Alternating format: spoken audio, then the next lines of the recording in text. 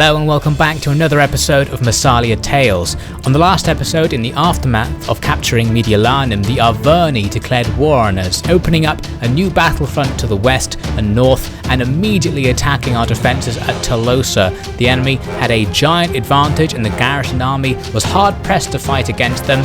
The battle was as bloody as it was corrupt and ended in a victory for the Arverni forces, meaning we lose Tolosa and cease to have a unified province of Provincia. Knowing that only Zenon could go back to stop the Arverni, I had to abandon Mediolanum and Genua to the various Celtic forces in the area, using scorched earth tactics to minimise the advantage to them taking it. Zenon has taken up a position west of Massalia, ready to defend against an Arverni advance, and we've just spotted tons of Arverni forces moving down from Tolosa towards Massalia, so it seems battle is nigh. Now let's continue.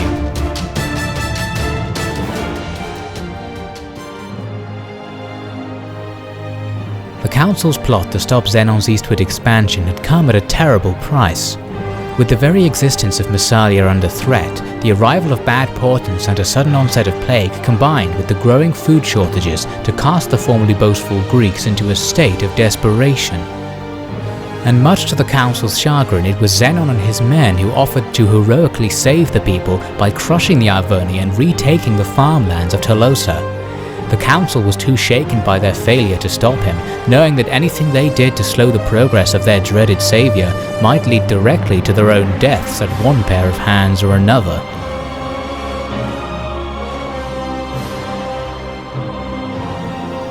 So we're still in the same end-turn sequence in which the Arverni took Tolosa from us, and now the Celtic Confederation have decided it's time to attack Mediolanum again. They already did this in the last episode, attacking the city with a force that couldn't possibly hope to take it, and they decided to reproduce the effect, although this time they did bring a few more men and managed to get a little bit closer to actually taking the city. But the extremely depleted garrison force is still enough to hold them off. I enslaved the captives who were stupid enough to be led into this attack, but immediately after this, the Reti try the same thing. They bring up some tiny forces to attack, and even though our men have taken extreme damage from the fact that they never had any men to begin with and have fought 2 battles recently, they still have enough to hold off these regiments, winning another close victory, losing some of their own regiments in the process, but I'm guessing the Reti don't have another force to attack us with if they're desperate enough to attack with this one, so any losses are fine. We have kept the province for another turn somehow, and will continue to enjoy the tax revenue from it, even though it's been mostly destroyed. Now some bad news, a plague has spread to Massalia, probably the same plague that is currently affecting Gelon and his troops just outside the city. For now this isn't a big problem because our society is so stable and is growing so quickly that the plague actually isn't going to cause any sort of negative effects. Now the main thing to worry about is the Arverni armies which are hanging around Tolosa. My objective is to take it back, and of course I can't do this while these massively powerful enemy forces are hanging around. I was considering doing some sabotage with Ifyanasa to poison some of their men, perhaps reduce the number of troops, but I decided I needed to save my money and I needed Ifyanasa to come back towards Massalia because I knew there were enemy agents around here somewhere, because I'm pretty sure they were responsible for spreading the plague to Gelon's army, so I wanted her to hang around and make sure nothing else happened, especially to Zenon's forces. Zenon is actually going to move forward into Tolosa to set up a fortification on the crossroads between Tolosa and the Sesitani territory to the south. I'm basically going to force the Arverni to attack this fortification. There's almost no chance they'll bother going around it because they're so battle thirsty, so I'm going to face them in a situation where I have an advantage. Gelon is going to stay behind with his diseased remnants of an army and patrol Massalia. Now the Arverni act exactly as I expected by making that move. They simply attack my fortifications. You can see they have a giant advantage, so I'm going to be relying on the fortifications to channel the enemy onto my phalanx to try and turn that advantage around. They do have quite a lot of heavy spears. This isn't a sort of levied army which we fought before when fighting against barbarians. A powerful force with tons of good cavalry as well, so we need to put up a stern fight, especially to have enough men to take Tolosa afterwards. Grip your shields tight, for today they shall be protecting not just you, but your homes, your family, your history, and the very future of our people. Make your attack swift, for without fast action it shall be our entire civilization and all we have built that is lost. You have all heard rumours of treachery in our own council, rumours of treachery in our allies, rumours of treachery in my own heart. But hear this. No matter how many falsehoods exist, you can always trust in one truth, that you are the daemons of Polymus, the undefeated, the legendary men who bathe in the blood of their enemies, no matter who they are. Form phalanx! Zenon and his men take up position in his fort as the enemy approach. Firstly approaching from the south, but also from the west in a slightly smaller group that's going to be reinforced in a moment. I've got my cavalry on the north side of the fort, outside like I have previously, aiming to try and do some raiding against the enemy forces once they commit to the fight around the fort entrances. Here we can see the enemy's reinforcements, fairly substantial, coming in behind the attack group from the west. So that would suggest the west is going to see the heaviest fighting, as that area is going to be constantly reinforced as the battle goes on. So the enemy approached and they dutifully attacked all three of the camp entrances. I've got all three defended by hoplite phalanxes with some militia hoplite behind them backing them up. They're leading in the west with one of their best units, this Gallic mercenary band. Equipped with swords and axes, these heavy infantry are perfect for trying to fight through a hoplite phalanx. So I'm going to hope my guys can hold them off. My javelinmen behind them are trying to throw javelins at the mercenary band and hitting half of my own men. Not very useful. I turned the auto-fire off from those jabs. I'm going to use them later on. Meanwhile, the enemy are cavalry attacking my cavalry position to the north of the fort. I sent 2 regiments to counter their charge, slamming into them by just getting more weight into my charge to break up their formation. And the 3rd regiment is going to go around to the back, attacking the enemy's cavalry in the flank. The enemy's cavalry have already lost some of their morale, you can see. They're on the verge of breaking just from taking my own charge. But when this 3rd regiment comes in and hits them in the flank, that's too much. We eliminate this enemy cavalry regiment from just a few seconds of fighting. Very good news. The bad news is that another enemy cavalry regiment is on the way, but of course I can simply do the same thing to this one. So they're going to continue the engagement back there. Meanwhile, the engagement has begun on all of the entrances to the camp. Here we are on the east side. On the east, the enemy are attacking with some of their lightest forces, so this is really the area that will go the best for me, and my hoplites will do well holding off the enemy's lighter spears. We are taking casualties though, because the enemy has some of these heavy spear units have the ability to throw javelins indefinitely, like skirmishing units, so they'll just stand there and bombard you whilst they're not fighting. Very inconvenient, and actually the javelins being thrown by all of these heavy spearmen made up a large number of the total casualties we're going to suffer in this battle, just because my men are locked in place and the enemy are sitting behind their own ranks, bombarding me the whole time. Anyway, so all sides are engaged, as I said. The worst situation for me is here on the west side, where the enemy's mercenary band are gradually cutting through my phalanx without really taking any casualties. It's only my javelins that are really able to kill these guys with any sort of efficiency, so I'm going to move them up and try and bombard them with as many javelins as I can to lower their morale and manpower. Here we are on the south side. The enemy are also doing quite well here as well. They've moved up their general's regiment, which are these naked swordsmen who are equally good at cutting through my men, although have less staying power than the mercenary bands. They're also cycle charging cavalry, but the fact that charging through their own ranks and into a hoplite phalanx means it's not being too effective. On the east side, I've got all of my cavalry lined up. I've dealt with the enemy's first wave of cavalry, but they have more on the way. Now I notice here on the south side that the enemy are looking like they're breaking through. They've got some men through the first hoplite phalanx line. I'm trying to reform it, moving my militia in closer to make the line generally thicker and hold them off.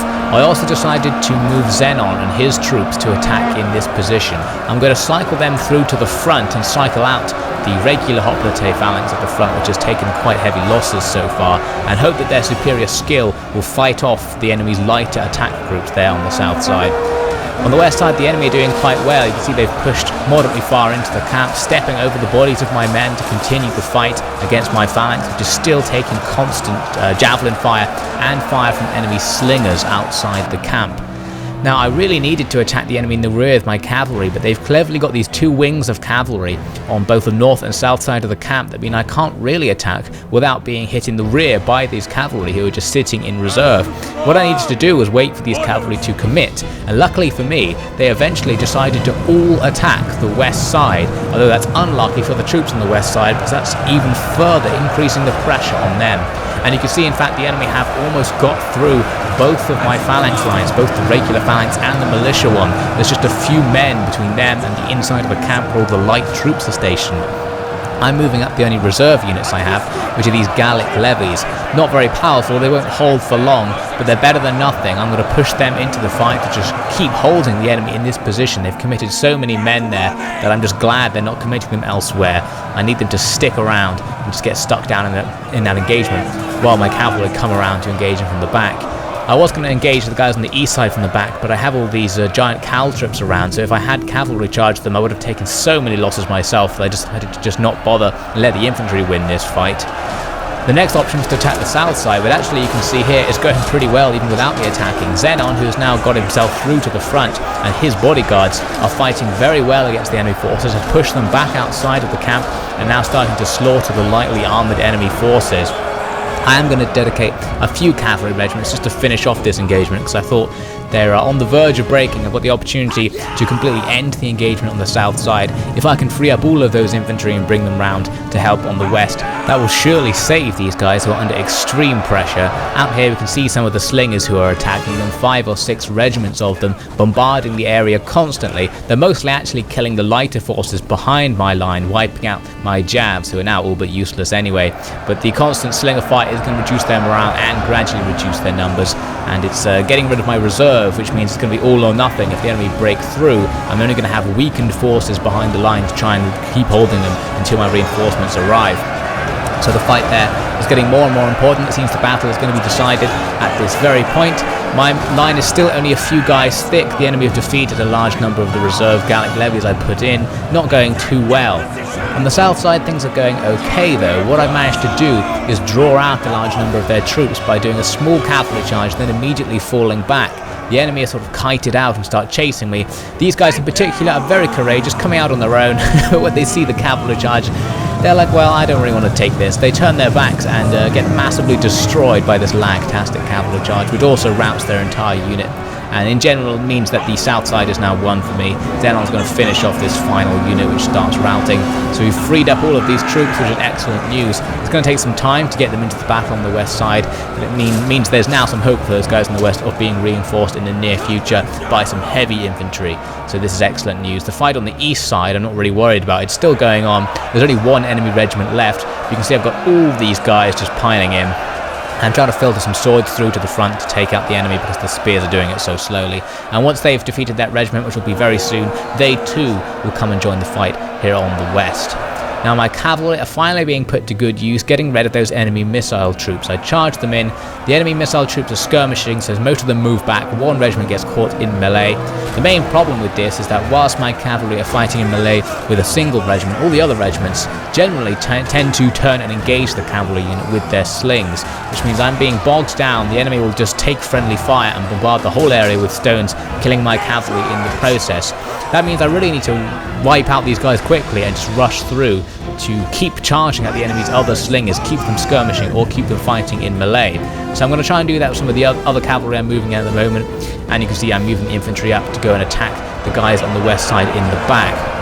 The actual line inside the camp is now mostly Gallic levies. We've lost too many of our heavy infantry to fight on for much longer here. These medium infantry won't do so well fighting against the enemy's heavier troops and the enemy's cavalry who keep cycle charging in and out. They still have some of their swordsmen in there too, those Gallic swords from the beginning, who will do extremely well against the Gallic levies. Now I've taken out one regiment of enemy slingers, but the problem is the enemy's cavalry have decided to turn their attention to fighting my cavalry, and this is quite dangerous. The enemy almost got a flank attack on me, but I pulled my cavalry away. The enemy interestingly then withdrew and then sent in another regiment of cavalry from another direction. I'm forced to engage with them, but the problem is I'm still taking that slinger fire from the regiments just sitting on in the background there. I really need to get rid of this unit of cavalry immediately and then charge these slingers, because every bombardment is a chance for my men to break. Every hit reduces their morale, in some cases taking them down to wavering. Luckily I managed to break the enemy's cavalry with an attack to the rear with one of my 3 regiments. Now I'm going to immediately start charging these enemy slingers.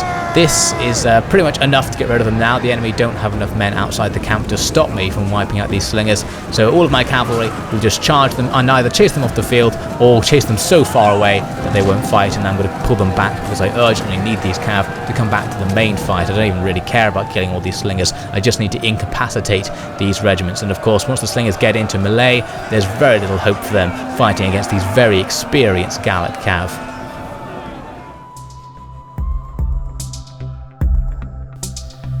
More water. What manner of a sign is this? Why must my men be taken by the gods in such a disgusting and dishonourable fashion? It isn't fair.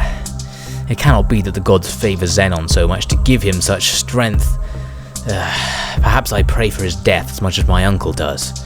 Uncle Melanthios tells me that I will take over as leader of the armed forces if Zenon perishes, but the thought of that makes my sickness even stronger. His men are so brainwashed by his words that they will never accept me as their leader. I think both Melanthios and I know that the only way to take control of the demons is to see them all dead. With my route to attack the enemy's rear finally freed up, I get all the forces I can from the other battlefronts and my cav to start beginning operations behind the main blob of the enemy's forces. The enemy kept sending out cavalry from their blob to engage with my own cav. I almost lost all of my cavalry fighting in such ways, but finally some spears from the other battlefronts arrived to take out some of the enemy's remaining horsemen. Finally I managed to gain a cavalry advantage, but the enemy are now bringing out spears to engage with my cav, so I can't really cavalry charge their lines. Overall they did very well to prevent me actually attacking the main body of their army. You can see they're charging up even more cavalry now. Those cavalry were too weak though, they're eliminated right away when I counter-charge. The same thing's happening to Zenon and his men coming around from the south side. They were charged by enemy spears before they arrived and held up. And even though the enemy spear regiment was attacked on 3 sides by a heavier unit, it held out for ages, which was very inconvenient, long enough for me to get my forces from the east side all the way around to join the battle as well. But by the time all these forces arrive, the enemy's main army suddenly chain routes just as my guys are coming in to attack them from the rear. I guess that was enough to break them, so a bunch of mainly full-strength regiments start falling back from the fight. The guys at the front are being annihilated by my men, finally taking some revenge. Some of the enemy's Gallic mercenary bands are still fighting at the front. I never got rid of those heavy swordsmen, and they dealt extreme casualties to my line, but I'm going to try and get rid of them in the rout now so we don't have to see them again. Overall, a close victory for the Massalian forces. We eventually managed to destroy the entire Arverni army, but we took some pretty heavy casualties holding them in place whilst we got ready to do so. So we'll have to deal with these casualties. The real question is, do we have enough men left to go on to take Tolosa after this battle? Let's have a look at the battle results to find out. The Arverni army has been completely wiped out, as you can see from its banner. It has no regiments left in it. They do have a reinforcement army as well though. Almost every regiment is gone. They've got a couple of regiments with a few troops left in them. They lost pretty much everything, over 3,000 troops. We lost around 900, pretty large losses. You can see many of our regiments are down into the red, but no regiments lost completely, so they'll still regenerate. The enemy have lost pretty much everything, which is good news. We actually lost hundreds of men due to friendly fire as well, according to these battle results. That's probably those javelins I mentioned earlier. I'm going to enslave all of the battle captives to boost our economy, since losing money is one of the big problems at the moment. But that problem can be resolved if I can take Tolosa, and that should also resolve the food problem. The question is, what do the Arverni have left? Do I have enough men? And can I do it immediately in the next turn? All questions which we'll be answering next time.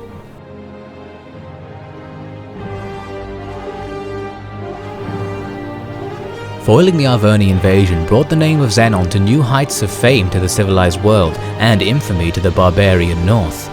The news was a welcome break from the battle with disease and poverty that was blindsiding the city, affecting even the nobles enough to have them join in chanting Zenon's name through the streets.